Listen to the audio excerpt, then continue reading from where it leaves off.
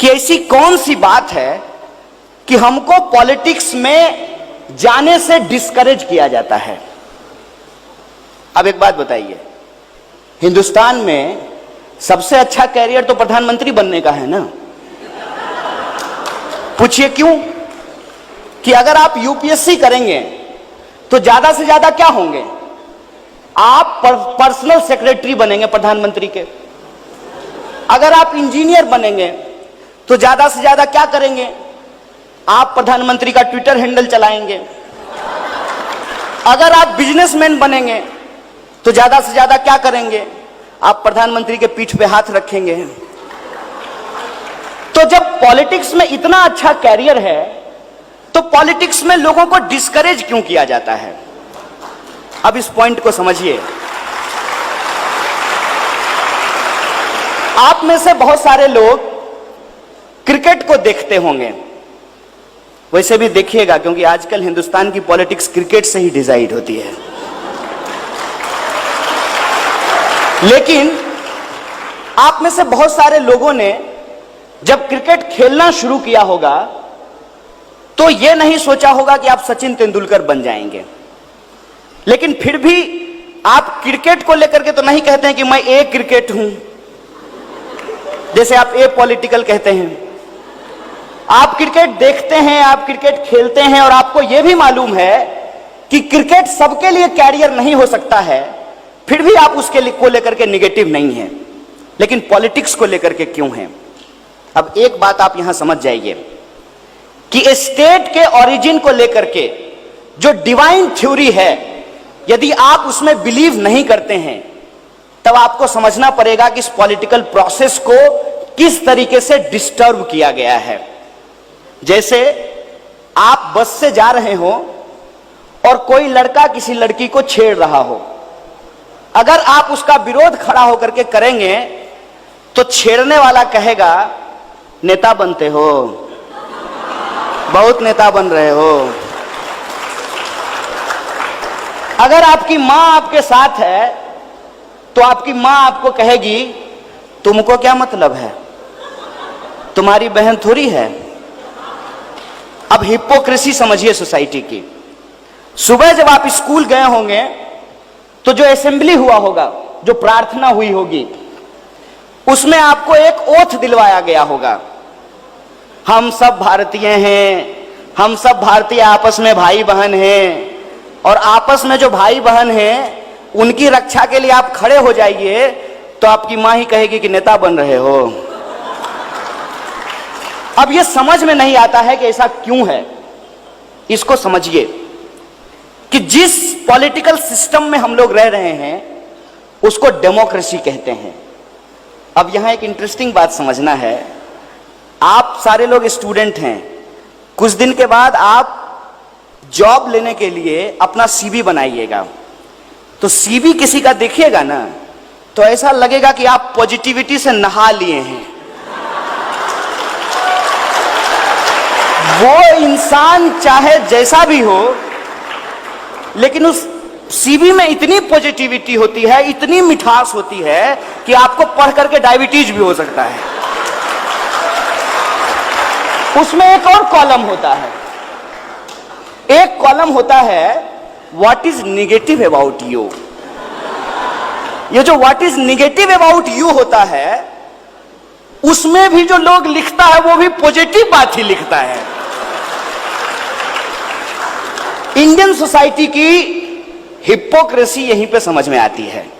और मैं भारत को ब्लेम नहीं कर रहा हूं, मैं अपनी सोसाइटी के ऊपर सवाल इसलिए खड़ा करता हूं क्योंकि डेमोक्रेसी को जिंदा रखने के लिए सवाल पूछना बहुत जरूरी होता है। हम ये क्लेम करते हैं, जो कि फैक्ट भी है, कि हम दुनिया के सबसे यंग नेशन हैं और दुनिया की सबसे लार्जेस्ट डेमोक्रेसी है। और इस लार्जेस्ट डेमोक्रेसी में जो हमारा इलेक्टोरल प्रोसेस है, ऑल्दो वो इलेक्टोरल प्रोसेस बहुत खतरनाक है, first past the post system. और इस first past the post system में यह होता है कि मेजॉरिटी की गवर्नमेंट नहीं बनती है, माइनॉरिटी की गवर्नमेंट बनती है। फॉर एग्जाम्पल लास्ट टाइम का जो जनरल इलेक्शन है आप उसको देख लीजिए। The NDA got 31% vote and there was 69% vote against the NDA, but who is our prime minister?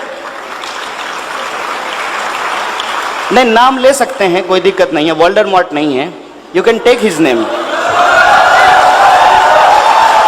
मैं ये कह रहा हूं कि ये जो इलेक्टोरल प्रोसेस है, इस प्रोसेस के अलावे कोई भी डेमोक्रेसी को सोसाइटी के डिफरेंट स्फीयर में समझने के लिए तैयार नहीं है। Democracy is not just about casting your vote.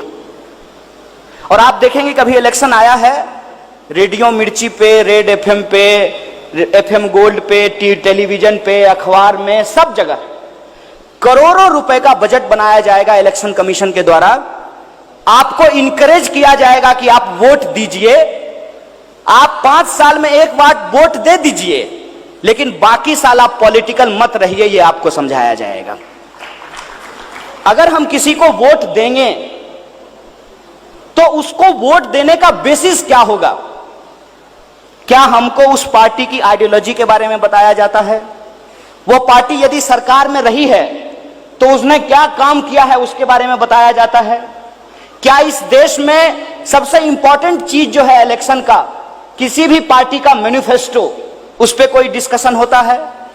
और यदि हम सबसे दुनिया के यंगेस्ट नेशन हैं, किसी भी पॉलिटिकल पार्टी के द्वारा आपने कभी यूथ चार्टर या यूथ मैनिफेस्टो प्रोड्यूस करते हुए देखा है? क्यों नहीं देखा है? अब ये इंटरेस्टिंग बात है।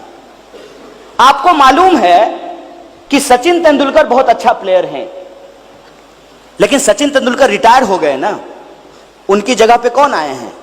विराट कोहली।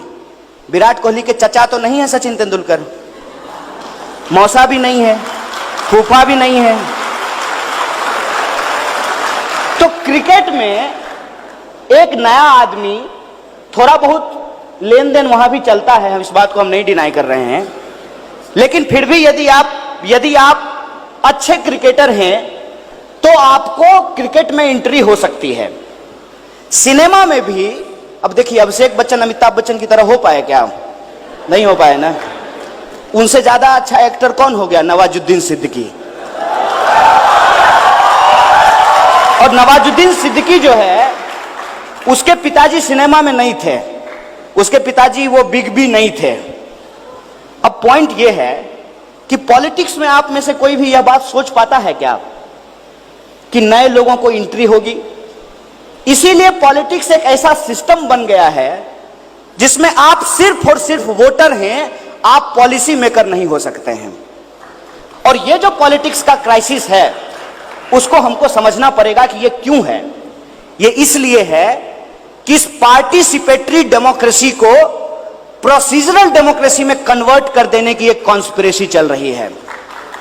और ये जो प्रोसीजरल डेमोक्रेसी है, उसमें हम सिर्फ और सिर्फ वोट करेंगे, हम सरकार से सवाल नहीं पूछ सकते हैं, हम सिर्फ और सिर्फ पॉलिटिकल पार्टी की रैलियों में जाएंगे, हम पॉलिसी फ्रेमवर्क नहीं कर सकते हैं, हम नेताजी के लिए इनकलाब जिंदाबाद लगाएंगे, लेकिन हम पार्लियामेंट में नहीं खड़ा हो सकते हैं। यह हमारे वक्त का पॉलिटिकल क्राइसिस है। सो आई टोल्ड यू कि यूथ होने का क्या मतलब है। यूथ होने का मतलब यह है कि आपको आपके आसपास में जो चीजें घट रही है उससे आपको फर्क पड़ना चाहिए। और जब आपको फर्क पड़ता है तो आपको अपने जैसे लोगों से बातचीत करना चाहिए। That is the communication, the basic point of democracy. और दूसरा, जब हमारे जैसे लोग हमको मिलना शुरू हो जाएं तो हमको उनके साथ कोलैबोरेट करना चाहिए। एंड थर्ड थिंग, कि जितने भी so called quote and quote truth हैं, उस ट्रुथ को हमको चैलेंज करना चाहिए, क्योंकि नॉलेज का मतलब होता है the process of learning and unlearning. Learning और अनलर्निंग का जो ये प्रोसेस है, इस प्रोसेस में आपको समझ में आएगा कि हिंदुस्तान, भारत सिर्फ और सिर्फ दिल्ली में नहीं बसती है, त्रिवेंद्रम में भी है भारत। नॉर्थ ईस्ट में भी है भारत, कश्मीर में भी है भारत और कन्याकुमारी में भी है भारत। और इस डाइवर्सिटी को आज खत्म करने की कोशिश की जा रही है। इसीलिए यूथ को पॉलिटिक्स में इसलिए आना नहीं चाहिए कि उनका कैरियर बनेगा, इसलिए आना चाहिए कि पॉलिटिक्स में यदि वो वोट दे सकते हैं तो पॉलिटिक्स में वो सजेशन भी दे सकते हैं और उनका सजेशन पॉलिटिक्स में सुना जाए और जो इंटरेस्टेड है पॉलिटिक्स में उनको पॉलिटिक्स में एंट्री दी जाए। इस तरीके का माहौल हमको पैदा करना पड़ेगा। और आज आपके हाथ में जो एक टूल है कम्युनिकेशन का, मोबाइल, उसमें आपको मिस इंफॉर्मेशन को काउंटर करते हुए सही इंफॉर्मेशन को आगे बढ़ते हुए इस नेशन बिल्डिंग के प्रोसेस में डाइवर्सिटी को प्रोटेक्ट करते हुए, हिंदुस्तान के फंडामेंटल राइट को प्रोटेक्ट करते हुए, और इस प्रोटेक्ट करने की जो लड़ाई है उसके चलते आपको जेल में भी जाना पड़ सकता है, आपके ऊपर गोली भी चल सकती है, आपको मारा भी जा सकता है। लेकिन आप एक बात को सोचिएगा कि अगर भगत सिंह भी जब अपने कॉलेज में थे तो यही सोचते कि हम अंग्रेज के खिलाफ बोलेंगे तो हम जेल चले जाएंगे, हमको फांसी हो जाएगी,